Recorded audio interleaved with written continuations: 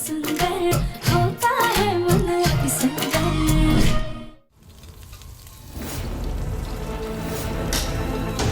ये सुजाता खुद तो तिरक पर चली गई और उसकी बहू राधिका जब से आतंकवादियों से जंग जीतकर आई है तब से इस घर की महारानी बनकर बैठ गई है। खुद की बेटी के लिए पाठ है और मुझे ये भोग बनाना पड़ रहा है। जी तो करता है उस अवार्ड को जाके कचरे के डब्बे में फेंक दूं। मैं सिर्फ फेंक ही देती हूँ, किसी को क्या ही पता चलेगा।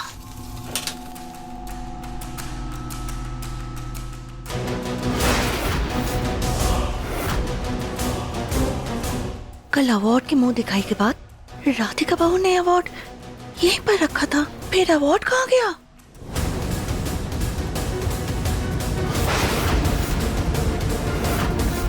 ये अवार्ड यहाँ से यहाँ पर कैसे गया?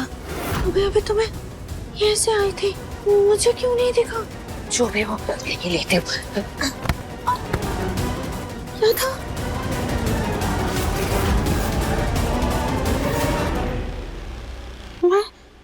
मैं क्या दिन में सपना देख रही हूँ? आंखों के सामने से अवार्ड गायब हो गया। एक सेकंड।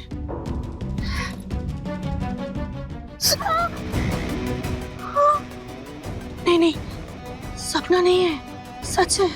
अवार्ड कैसे गायब हो गया? हे भगवान!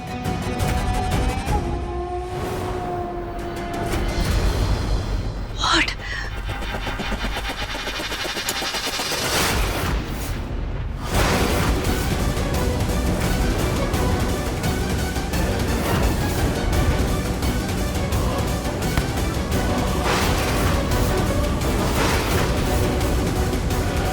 तो तुम कर रहे थे मेरे साथ ये मजाक? हाँ कल बिटिया, घर के कामों में तुम्हारा कोई ध्यान नहीं रहता है। सूरज चढ़ने तक तुम सोती रहती हो और अब तुम अपनी सास का दिमाग खराब करने लगी हो।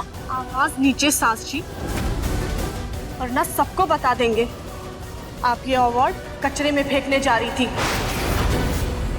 जैसे हमारी बच्ची को। अरे वाह, कितनी प्यारी लग रही है हमारी गुड़िया रानी। जी बहुत प्यारी लगी है। राधिका, तुम्हें पता है पार्टी के दिन मैंने गौरी के नाम कुछ शेयर्स लिए थे। Guess what? आज वो शेयर्स डबल हो गए प्राइस में। मैडम जी वो तो होना ही था। हमारी गौरी घर में लक्ष्मी का रूप बनकर आई है। सुन लिया तुमने कली बिटिया? बेटी तुम्हारी, लेकिन दिव्यम और राधिका की गोद में तो किस्मत महारानियों वाली है उसकी। देखिए तो आप सास जी कि जिस लड़की को बोझ समझकर आपने घर से कचरे की तरह निकाल दिया था, वो लड़की असल में लक्ष्मी है। अगर ये बच्ची तुम्हारे पास रहती तो लक्ष्मी जी का रूप नहीं, लक्ष्मी जी की दासी होती। अरे कविता। हाँ मम्मी जी। भोग तैयार हो गया ना? जी मम्मी जी, मैं अभी लेकर आती हूँ। अच्छा राधिका जी दादी। आज तुम भी पाठ में बैठना। हाँ, आज हम अपनी गौरी को नन्हे से कान्हा की और उनकी देवकी और यशोदा माँ का पाठ सुनाएंगे। चलो आओ। हाँ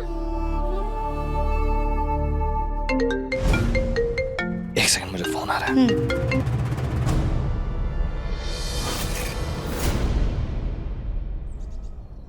यशोदा जी को जब पता चला कि कान्हा जी ने उनकी कोख से जन्म नहीं लिया तो उनका कलेजा फटने को आ गया।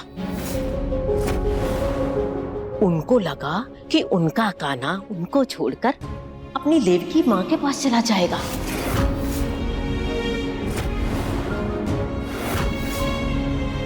सबको यही लगने लगा कि कान्हा जी अपनी जन्म देने वाली देवकी मैया के पास चले जाएंगे, क्योंकि दुनिया और समाज की नजरों में तो माँ वही होती है ना जो जन्म देती है।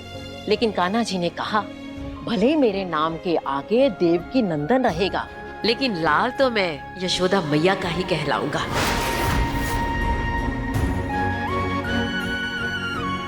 क्योंकि जन्म देने वाली माँ महान होती है, लेकिन उससे भी बड़ा औहदा पालने वाली माँ का ही होता है।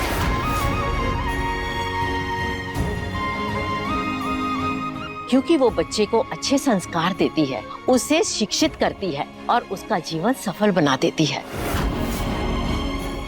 राधिका, तुम भी गौरी की यशोदा माँ ही हो। भले ही जन्म किसी और ने इसको दिया हो, लेकिन सही मायनों में हमेशा तुम ही इसकी माँ कहलाओगी।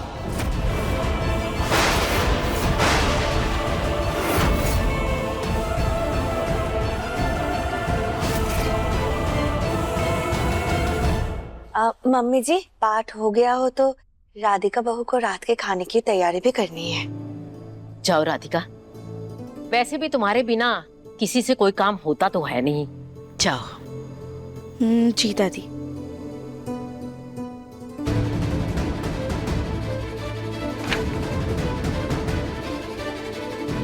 आओ गौरी बेटा, हम तुम्हें कमरे में सुला देते हैं। रहने दो, गौरी को मैं संभाल लूंगी। तुम जाओ, जाके राधिका की मदद करो। आओ गौरी, मेरे पास आओ।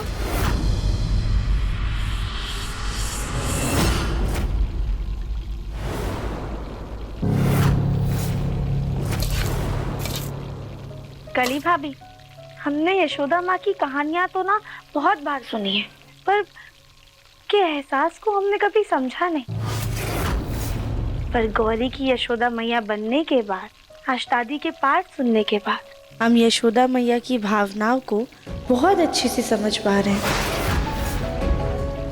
सोचिए ना भाभी, कितनी बड़ी बात है कि जन्म देने वाली माँ से ज्यादा बड़ा और औधा पालने वाली माँ का है।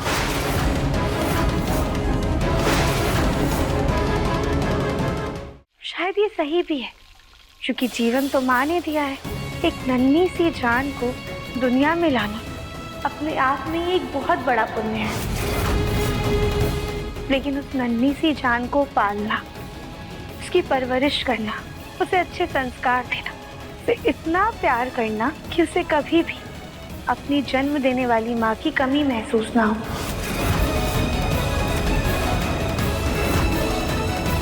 इसकी भी अहमियत कम नहीं है।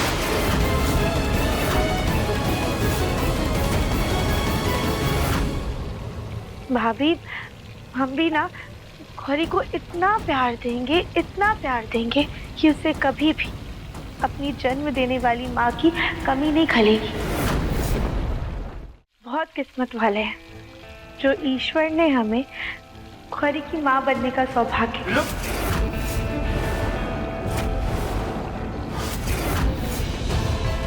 भाभी, आप देखिएगा, एक दिन हमारा और गौरी का रिश्ता भी ना बिल्कुल यशोदा मैया और कृष्ण जी जैसा होगा। बहुत ज्यादा मजबूत, इतना मजबूत कि हमें कभी भी कोई भी दूर नहीं कर पाएगा।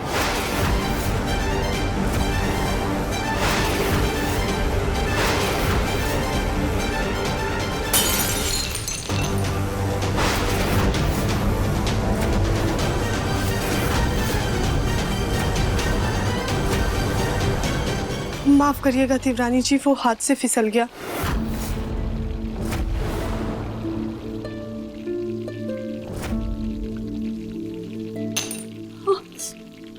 भाभी, अब ठीक है ना? चुभा क्या? हाँ, चुभा भी और दर्द भी हो रहा है। समझ में नहीं आ रहा है क्या करें। कोई बात नहीं भाभी, हम ये सब साफ कर देते हैं। नहीं नहीं, हम कर लेंगे, आप रहने दीजिए। वैसे देवरानी जी, बड़ी अजीब विडंबना है। दुनिया ने एक पल में माँ यशोदा की ममता को ऊंचा दर्जा तो दे दिया, लेकिन माँ देवकी की मजबूरी क्यों नहीं समझी? अपने बच्चे को किसी की गोद में यूं डाल देना आसान नहीं होता। 9 महीने जिस नन्ही सी जान को अपने गर्भ में रखा, अपने खून के एक एक कतरे से जिसे जन्म दिया, उस दिल के टुकड़े को यूं ही किसी को दे देने के लिए जिस त्याग, जिस मजबूरी, जिस दर्द का सामना करना पड़ता है, उसका जिक्र कभी इतिहास में क्यों नहीं हुआ? क्यों लोग माँ देवकी को छोड़कर सिर्फ यशोदा मैया को याद करते हैं?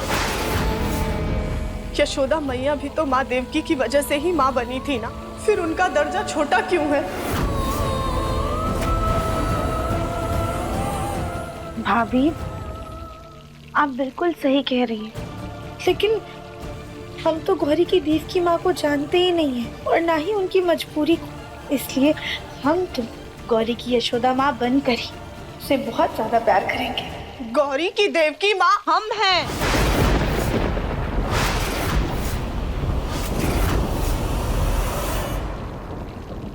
देखिए मन अति सुंदर के लेटेस्ट एपिसोड्स कभी भी कहीं भी। अभी सब्सक्राइब करें दंगल प्ले ऐप। अपने पसंदीदा शो के फुल एपिसोड देखने के लिए अभी डाउनलोड करें दंगल प्ले ऐप।